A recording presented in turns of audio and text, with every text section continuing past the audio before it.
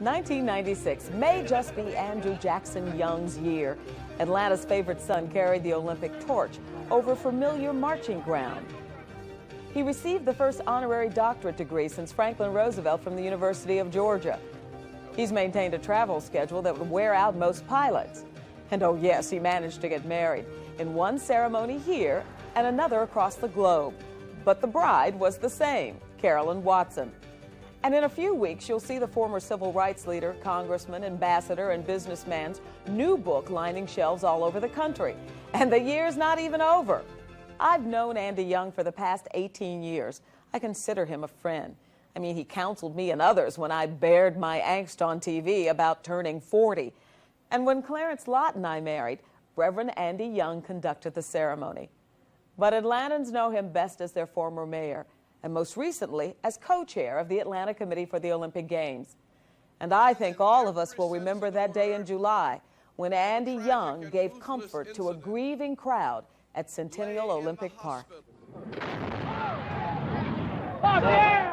Shortly after 1 a.m., July 27th, a bomb exploded. 2 people died. Another 111 were injured. I was shattered. It took me 10, 20 hours to get myself together. The park closed while investigators sorted through the mess. And while the games continued, Olympic leaders knew they had to do something. Among them, Andy was best suited to answer the hurt, the anger, and disbelief. We're here because the 111 victims of a tragic and ruthless incident lay in the hospital. But before the park's reopening celebration, the usually calm Andy Young doubted himself. And I was more frightened of that speech in the park than any speech I've ever made, because I couldn't write anything down because I don't read well, and I couldn't take 20, 30 minutes to figure it out on my feet like I usually do. Reverend Andy Young reached into his past.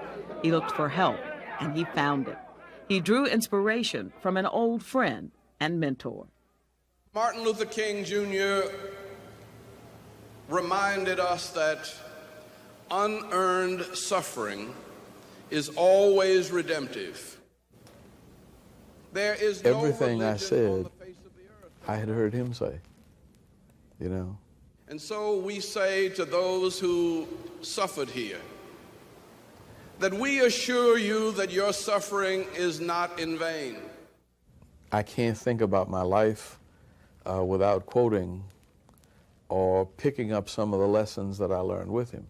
As a teenager, Andy was such a good track and field athlete, he imagined himself an Olympic contender.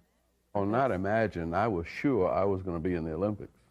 And when he was 4, his father took him to the movies, where they watched newsreels of gold medalist Jesse Owens running and winning the Olympics. Black athletes' victories in Hitler's Berlin were significant achievements to those black families living in the segregated South. Jesse Owens' victory was not in the 100 meters. Jesse Owens' victory to me was a victory over racism. And my daddy taught me that very well at 4. Years later, other students heard those lessons and dreams, and what happened to them. Maybe when I was 4 years old and God put this Olympic dream in my heart, it wasn't just that I could go to the Olympics, but maybe it would be possible to bring the Olympics to us and everybody could share in the Olympics. In the whirlwind that was Atlanta's Olympic story, the past seemed ever present to Andy this year. Guide my feet while I run this race.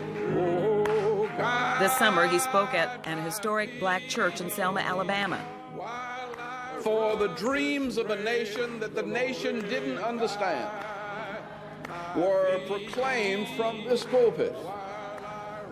And many people who came sharing those dreams gave their lives that those dreams might be fulfilled. Years ago, Brown Chapel had been the headquarters of civil rights workers in central Alabama, and Selma's Bridge had been the site of a bloody march. I have to call their names, at least some of them. Jimmy Lee Jackson, Viola Liuzzo, the Reverend James Reed.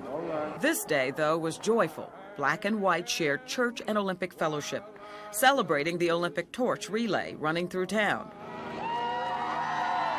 And at the Edmund Pettus Bridge, it was Andy who took the flame and carried it across. You didn't want to cry on the bridge? And I didn't want to cry there, and I didn't want to cry, but I was constantly holding back tears because I was so full. And it's because I remembered, I mean, suppose if I had said to Martin Luther King, walking from Selma to Montgomery, I'm going to be carrying the flag with some white folk in a new Olympic stadium in Atlanta before long, you know. But it's not going to be until after I've been the mayor and the congressman and ambassador. He would have said, look, you've been in the sun too long. You know, sit down, get a drink of water, cool out, you know. It ain't going to be that way.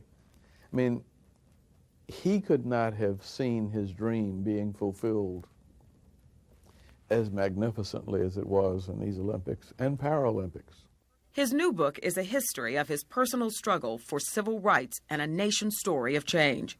Andy's real and humble faith runs through every chapter of An Easy Burden. From the passage in the New Testament, take my yoke upon you and learn of me, because my yoke is easy and my burden is light. And I have always felt that.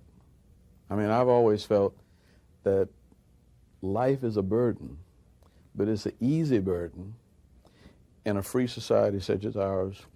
And the civil rights movement was an easy burden because we loved it. With the dogs. With the dogs, with the bombing of the home, and with... Why? Because we were alive. We didn't know it was dangerous. We were having fun.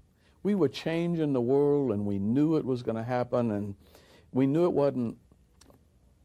wasn't, you know, a piece of cake. But taking it on together, by the grace of God, it was an easy burden. You catch hell from both blacks and whites, as well as being praised by both blacks and whites. You have been the ambassador. You have been the congressman. You have been the mayor.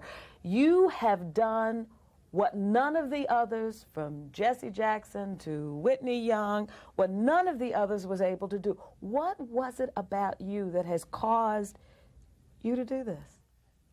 While you were asking that, I was thinking, and I think the difference is I never wanted to be Martin Luther King. I never wanted to be a leader. For many years, though, he was.